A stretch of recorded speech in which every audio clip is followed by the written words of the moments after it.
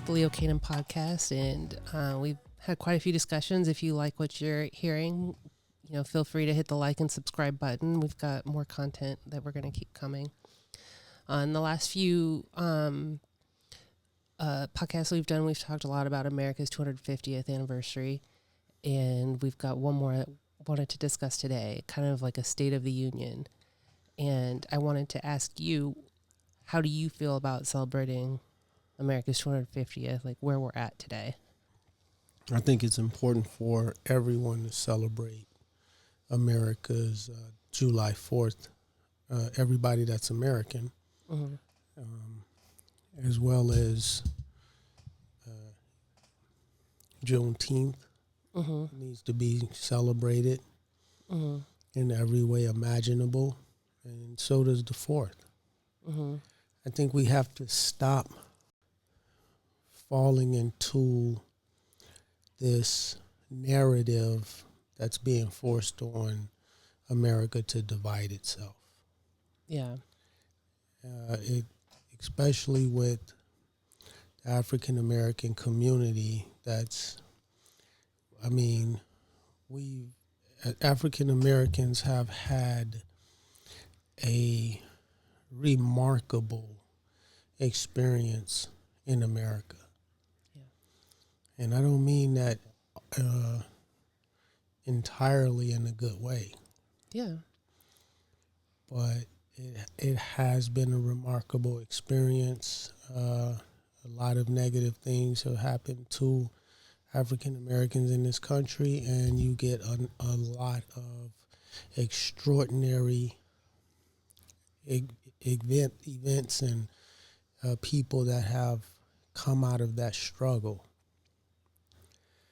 And I think it's important to understand the connection between the two, so that this narrative to divide the country is not carried forward into the future. Because just because someone that's holding power makes certain edicts or dictates or narratives, that doesn't mean that it's correct, and it doesn't mean that it should be followed. You have to learn to think for yourself, and that goes for both communities separately and America as a entire community. You have to be able to think for yourself. It's interesting to me, one of the most interesting things about America's 250th is 56 years ago, a young man by the name of Fred Hampton was murdered in Chicago by Chicago police. Yeah. With the coordinated operation of, federal forces, murdered this young man at 21 years old. Yeah. And it's interesting to me what America would look like if Fred Hampton had not been murdered. Yeah. And if you think that this one death would not have entirely impacted this country, then you got to do your research. Because this was a very specific, very important, coordinated effort by multiple law enforcement agencies that killed this young man in his sleep while he was laying in his bed. Right. Next to his pregnant girlfriend at the time, or his pregnant wife. Yeah. And there was this narrative by J. Edgar Hoover. He had issued this memorandum saying that they had to make sure that America did not get a black messiah. Yeah. And this is just some really important language that we tend to sweep under the rug. Right. And I think out of all the atrocities that have happened to to African Americans in this country. And I mean, that's taken into consideration. Medgar Evers, who I never met, but hearing his story and researching his story, it felt like, my heart was being ripped out of my chest. Right. Malcolm X story, the way Spike Lee and Denzel brought Malcolm back to life, was surreal.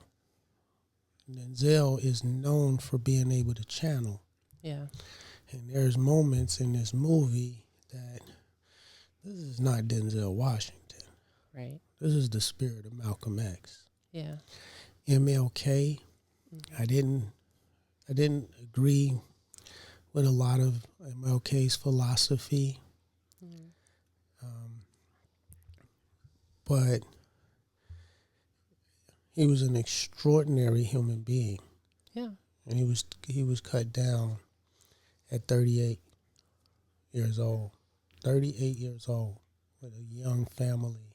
Right. He never got his chance to see his children grow up. And we can go on and on about these senseless deaths and even the African American men and women that were killed in this country that did not, that we can't even name. Right. Not just the famous names, but the ones we can't name. But out of all these deaths, it's my personal opinion that this would be a completely different country had Fred Hampton not been killed. Yeah. And not been murdered.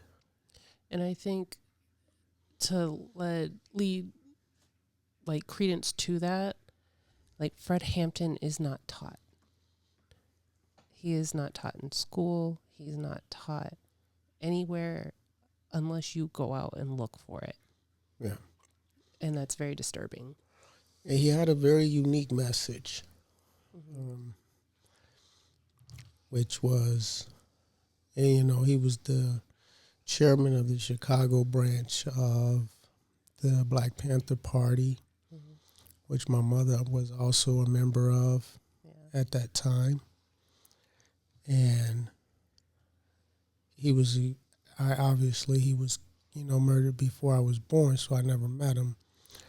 But he was an extraordinary human being. If you listen to some of his lectures and some of his speeches at 21 years old, this is unbelievable. Yeah. And he had the ability to unite all people. You had, Chicago was, historically Chicago has been known as the most segregated city in the country. There's obviously some negative aspects to that. One of the positive aspects to that is the fact that you can visit these areas in Chicago and, be submerged in different heritages. Yeah.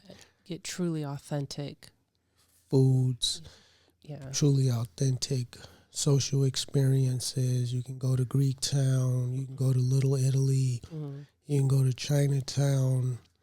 You know what I mean? You can go to these different communities and be submerged entirely in a different experience. Yeah, it's amazing. It's amazing. But it's this very thin line to keep these people divided in a negative sense, to make them think that they're each other's enemy. And Fred Hampton, at 21 years old, this young man had the ability to unstitch that. You know what I mean? And he spoke in a way that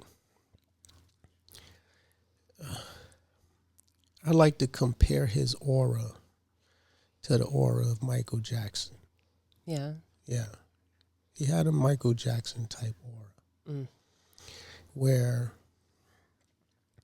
you know the best was yet to come. Yeah. Even when Mike was cut down at 50 and he was planning the This Is It tour, which was probably going to be the last tour since it was titled This Is It. That may have been his last world tour. But you know it was the best was yet to come with Michael. Yeah, he knew how to do like spectacle and expectation and building tension and like all of that. And like you were saying, Fred Hampton knew how to speak that like grabbed people that wouldn't normally gravitate to this person speaking. So now we're celebrating the 250th anniversary of America. And it's really hard for the black community to put their heart into this this moment in time. And I have a quick question to Fred Hampton, and it has to do with the black community and why it's so hard. And I know what I was taught in school, and it was sadly lacking. How many like young African Americans do you think are learning about Fred Hampton? at this point, I don't know. I mean, that's a good question, but I don't know because, I mean, the current generation of African Americans, you have you got a run of a spectrum. We got extraordinary young African American men and women that are being born and that are coming of age that are doing extraordinary things. Yeah. It's just not public knowledge. Mm-hmm. All you hear about in the media is the misbehavior, the bad behavior patterns, the teen takeovers, and all these negative things, as the media has always put out on the African American community. This is all you're bombarded with.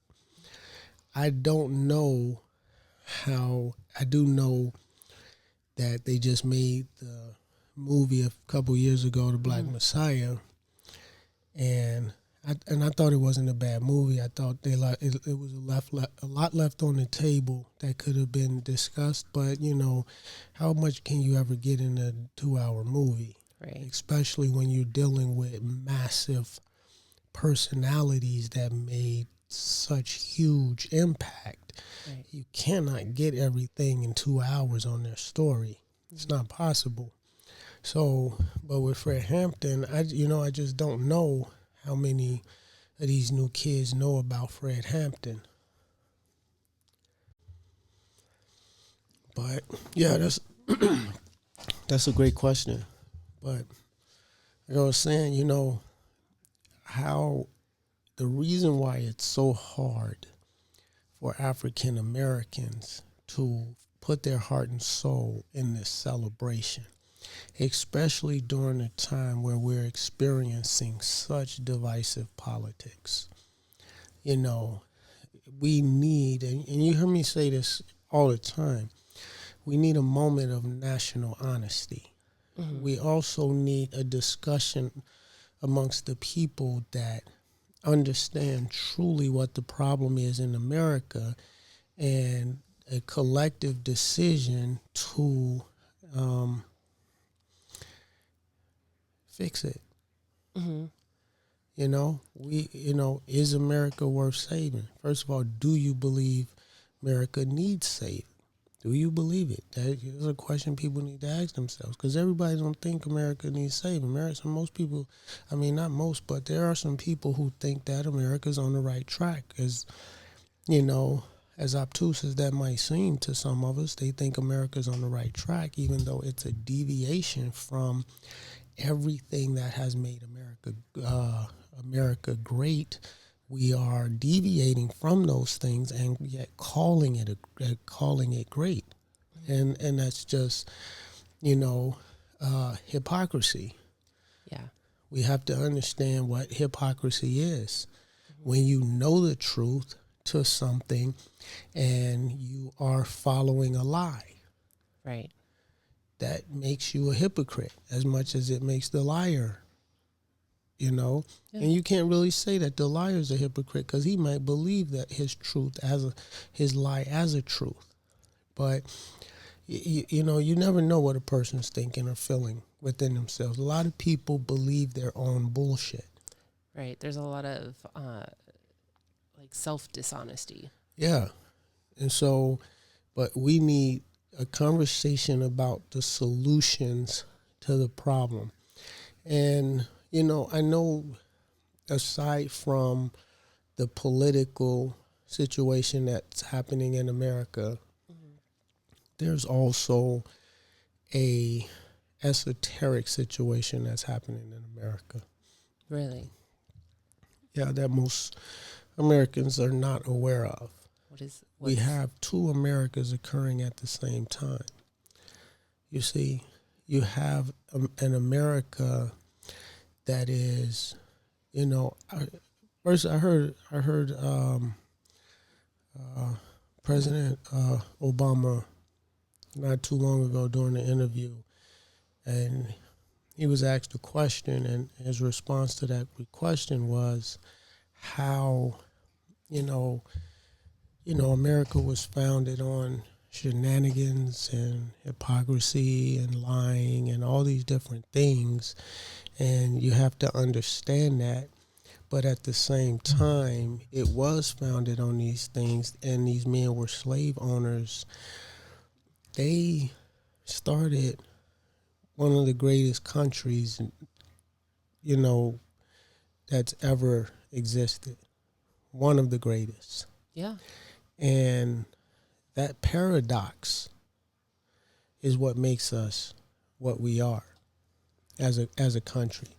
It's important that African Americans understand that we are the soul of this country. Mm-hmm. That's an important thing to understand. White America is the spirit of this country. Mm-hmm. They are. You know, they've been the face of this country. They've been the face of America's bullshit. Your spirit houses your ego. Mm-hmm. This is a spiritual concept. Mm-hmm. The ego and the spirit are housed together. That's where your ego comes from. Yeah. Your soul is without ego. Mm-hmm. And so it's really important to understand the roles we play in this country and the contributions that we make in this country. Mm-hmm. And so the intention behind so many things that happen to African Americans in this country is so that they don't feel a part of the country, mm-hmm. that they give up, they sign over their birthright to the country. There's a story in the Christian Bible about the two brothers, Jacob and Esau. Jacob and Esau, they are twins. Mm-hmm.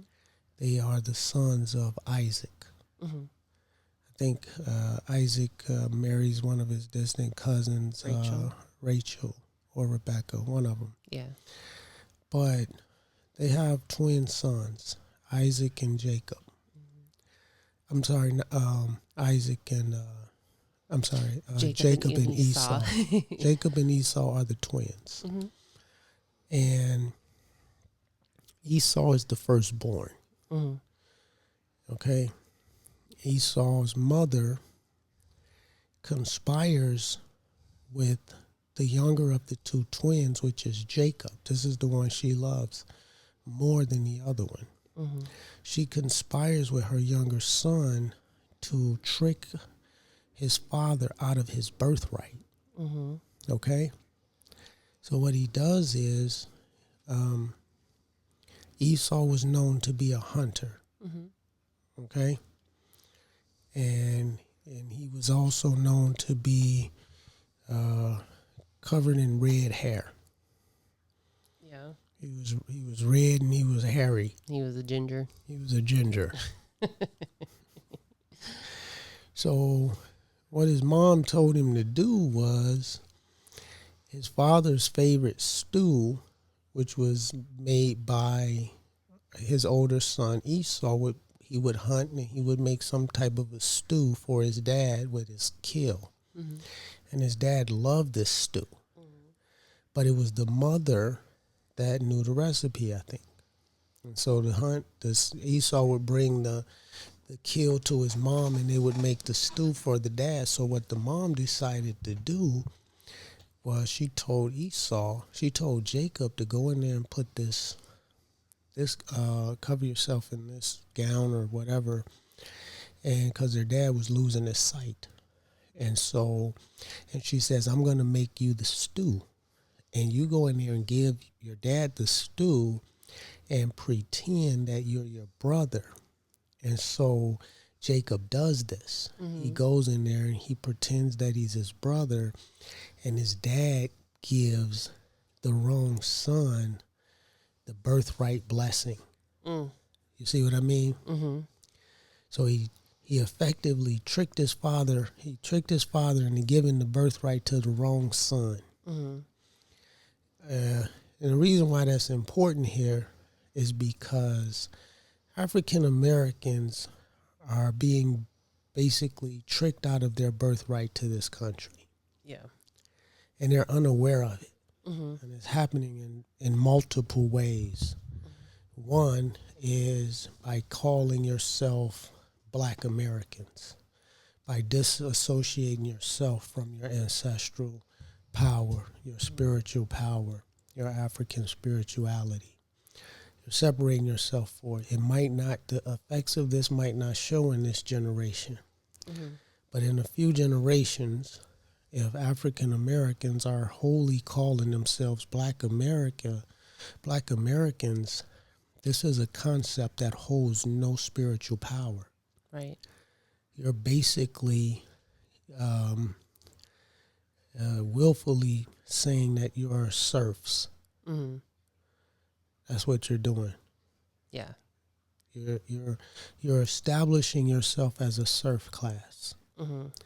And you might not realize that right now, but your great-grandchildren will, in the same way that the programs that were instituted in the 70s to dismantle the Black community, mm-hmm. the full effects of it isn't felt until now. Right. That's going to be the same concept. Yeah, I think that's especially true for the foundational Black Americans. Because, I mean, obviously there were exceptions, but if you were here at the foundation of the country as an African person, you were enslaved. Like you're identifying with that and saying, you know what I mean? Like it's identifying more with that than with the spiritual connection to your actual country. And it's negating the sacrifice that was made by so many men, women, and children that died on that passage here, yeah. and that died in chains. Yeah. Mm-hmm. Spirituality doesn't need you to understand it. Mm-hmm. If you don't understand it and someone does, they can use it against you. Right. It doesn't matter what you believe mm-hmm. to be true. Spiritual laws and, natural laws don't need belief. Mm-hmm. These are mathematical laws. They are. They are based on math. Mm-hmm. And so whether or not you believe them, they're going to exist and they're going to act upon you in the way that you are acting with and interacting with them. Mm-hmm. And if you are interacting with these spiritual laws in a way that you don't understand, that will be to your detriment. Right. So to call yourself Black Americans and not fully understand why that term was instituted, Mm-hmm. And to take that label upon yourself is going to be detrimental, not to you, but maybe to your grandchildren and your great-grandchildren. You're signing them over to something that you don't realize you're signing them over to. And that's what motivates me to keep talking about this and to keep putting these podcasts out so that it can reach the right ears, because this is a big deal. Yeah. If African Americans are the soul of America, how are white Americans the ego? And what's the difference? Yeah. African Americans were not just the physical resource of this country. You know, chattel slavery is what made us a global power. Whether we want to realize that or whether we want to argue that or not, if you want to have that discussion and research that objectively, you'll come to that conclusion that they were the physical resource that made this a world power. That led, it was the domino effect that led into so many other things that ultimately put America first on the world stage through its oil discoveries, through its military-industrial complex. All this can be traced back to the advantage that was afforded America through chattel slavery. Mm-hmm. Now, African Americans were also the spiritual resource of this country, and still remain the spiritual resource of this country. And this is why the first presidents, which is George Washington, which happened to be a slave owner, his monument is the largest obelisk in the world, which is an African spiritual symbol. Mm-hmm. And so, you know, we live in a time where people do not do their own research. Mm-hmm. They allow other people to do their research for them because we're a very lazy society. So other people do your research for you, and as long as they tell you what you want to hear or come pretty close to what you want to hear, you're fine with that. Mm-hmm. But why is it George Washington, a slaveholder, his monument to his memory is a 555-foot Egyptian obelisk that's in Washington, D.C., which is an African spiritual symbol, because it's called a tekken, and it doesn't just exist in Egypt. It exists in Africa. Egyptian spirituality is just the culmination or the pinnacle of African spirituality. But they're one and the same. Yeah. Egypt is not a part of the Middle East. Right. Egypt was not settled by the Middle East, and Middle Easterns, whatever that means, have nothing to do with Egypt except invaded. Right. That's it.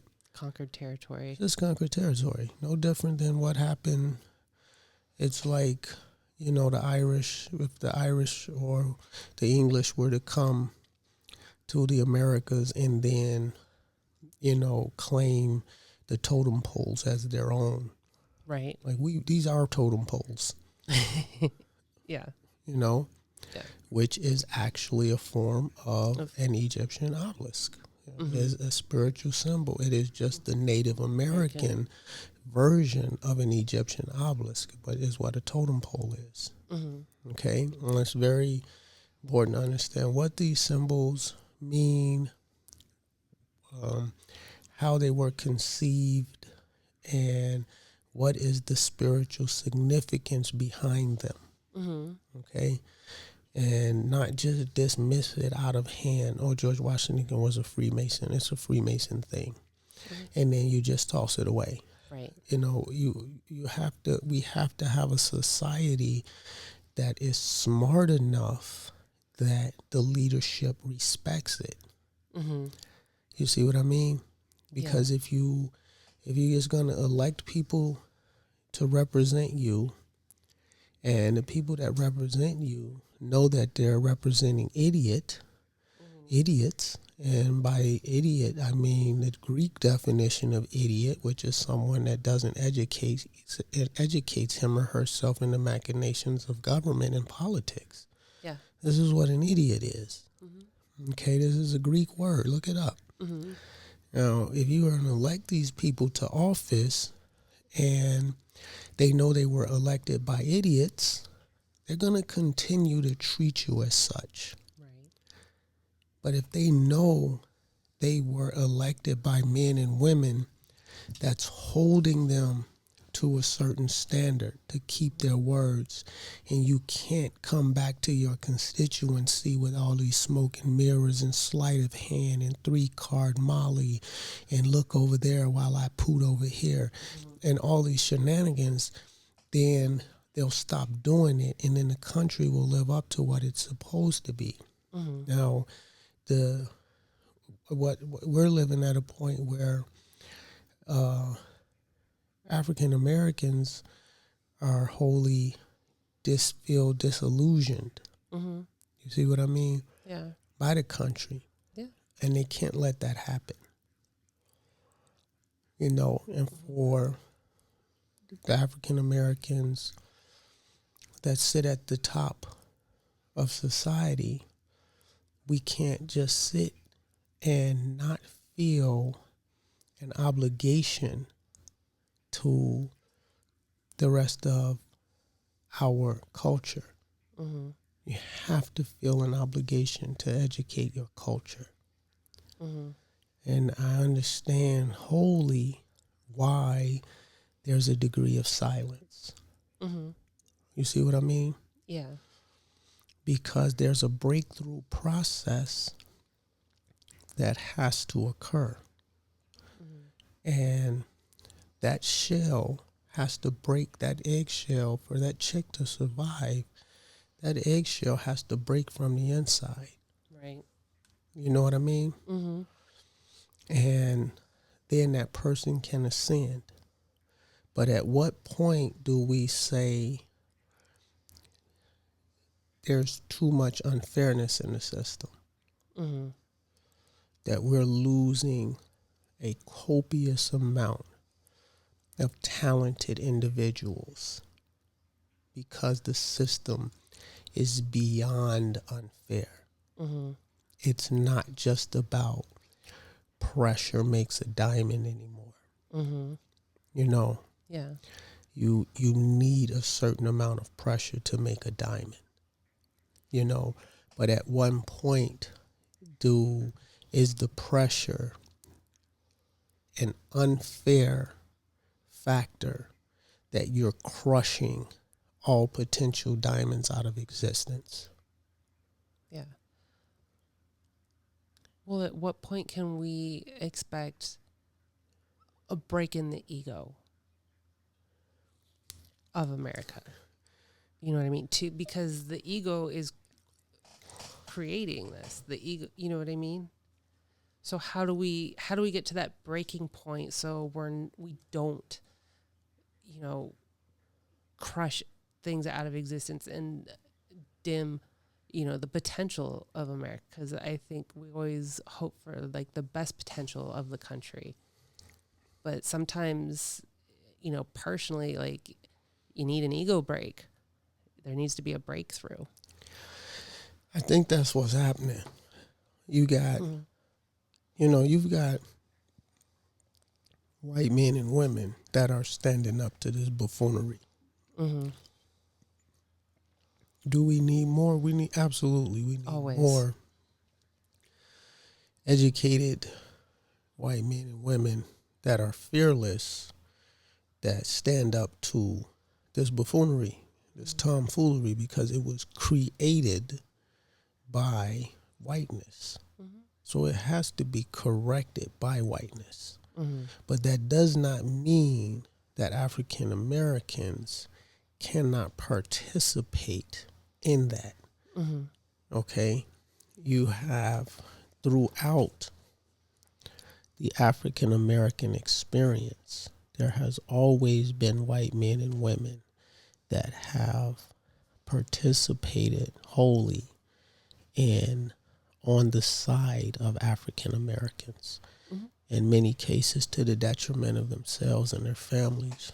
Like was it Tom Brown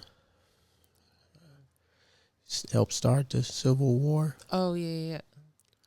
Tom Brown. I think it was John. It was John Brown and John. His sons. Yeah, he took like 2 or 3 of his sons with him. Took 2 or 3 of his sons with him.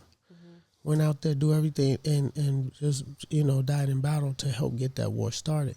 Now, there was also many African American men and women that helped do that. I already know that, so I don't need that in the comments. But we're talking about African Americans and white Americans uniting in a way that any corrupt power know that they're going to be held to task. Right. That's what we need in America. Yeah. And honestly, that can happen without violence. You don't need violence for that to happen. The longer it waits, then that becomes an issue. Right. But, you can't just be seduced, white people in America remind me of the Pinocchio story. How so? Where the guy, he tricks the little wooden boy to go to the pleasure island. And it's to his own detriment. You see what I mean? Yeah. And this is kind of what false leadership does to white America. It sells them this trip to Pleasure Island that they're going to ultimately come on top, just solely based on the fact that they're white. Yeah. And they're buying this shit. Not all of them, but enough of them buy into it. You see what I mean? Yeah. And what happens is they're signing the same bad contract that African Americans are signing when they give over their name to this Black American thing. They're signing a bad contract. You see what I mean? And there's going to be such a separation in power that they won't need to capitulate to whiteness or blackness. That power structure is trying to insulate itself in a way that it doesn't care if you're white or black. It's just going to crush you. You see what I mean? Oh, yeah.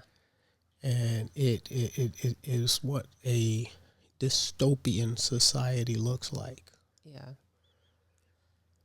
If you look at any of these dystopian movies, there's more white people suffering than there are black people. Oh, yeah. White people don't pay attention to that. Oh, no. Another thing is you've got people in this country that are closely related to immigrants, that are the product of immigrants, and they're signing off on something that is to their own detriment. And had it been signed off on earlier, they wouldn't even be here. Right. And so what are you doing to future generations? Because this is not what the country was founded to be. You see what I mean? And then we get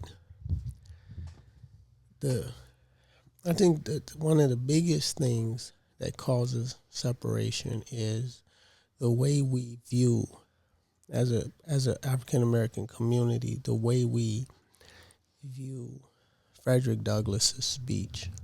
Yeah. What is the 4th of July to the slave?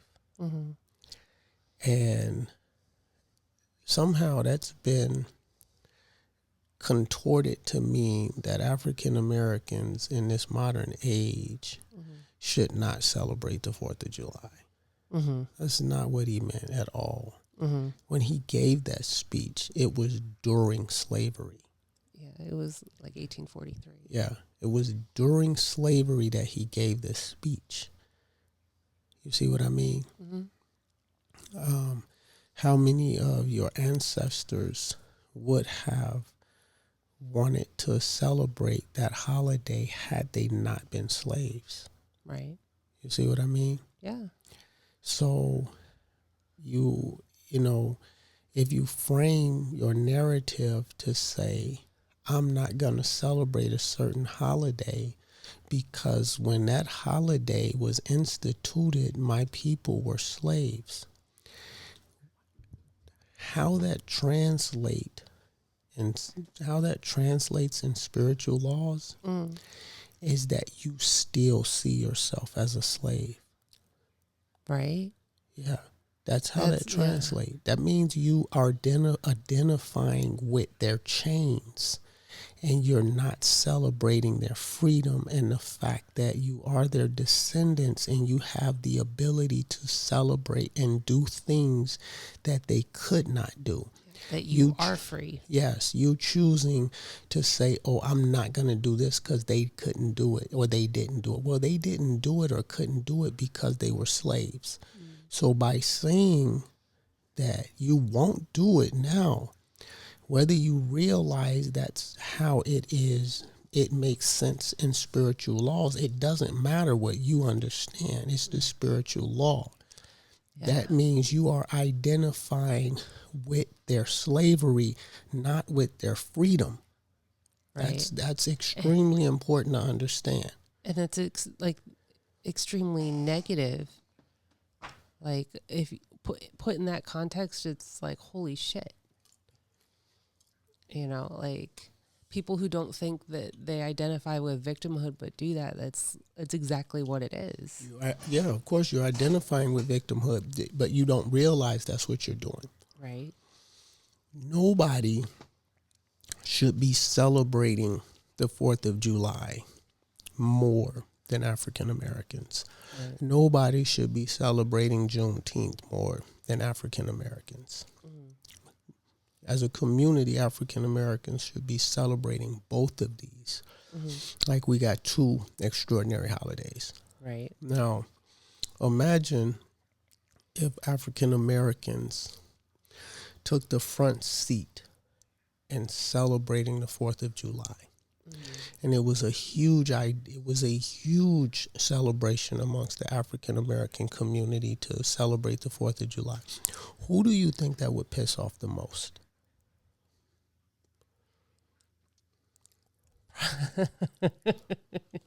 Probably the white people.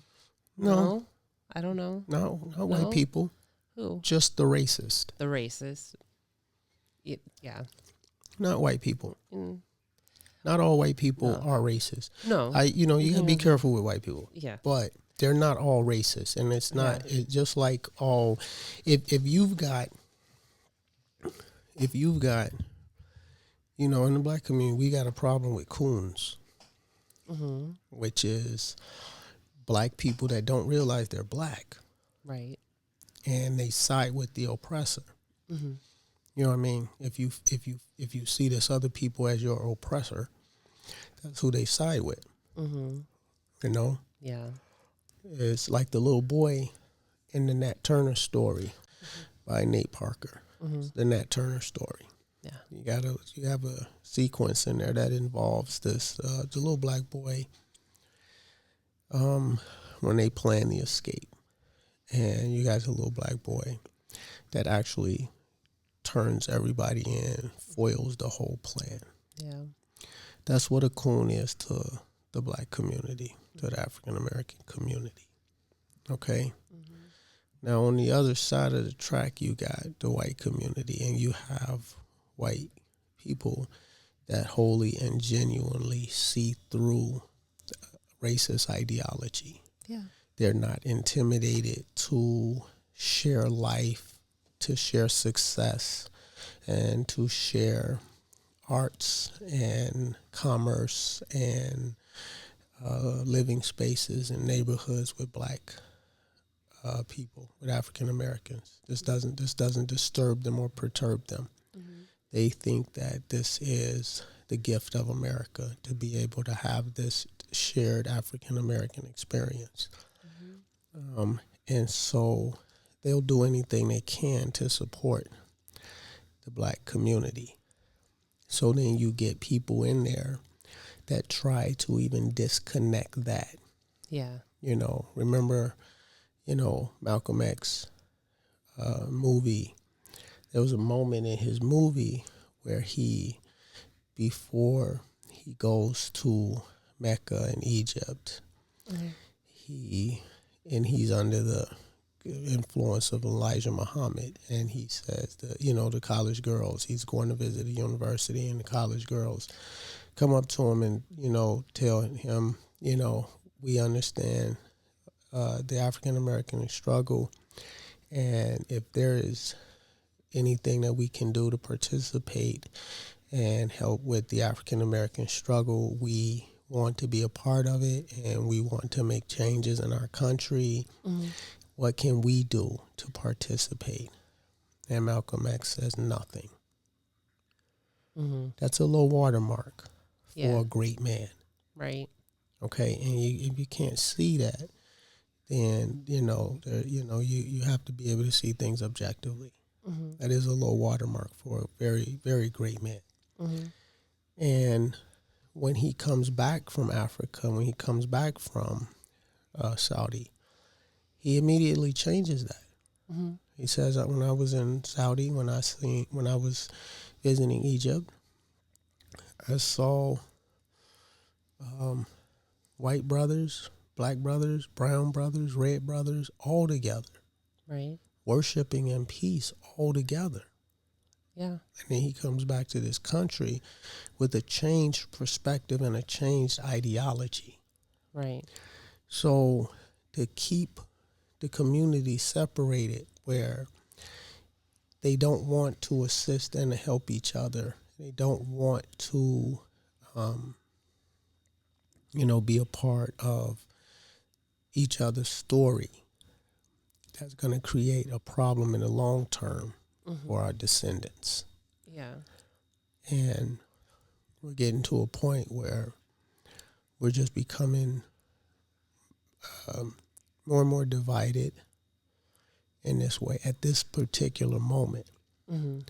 And so we need more Americans, black and white, to contribute in the way that we heal the nation. And we start on a good. That's the gift of this buffoonery that's happening. Mm-hmm. That it should allow everybody to see that what's happening at this moment is buffoonery. Right. And you don't want to be a part of it. You want to be on the right side of history. Yeah.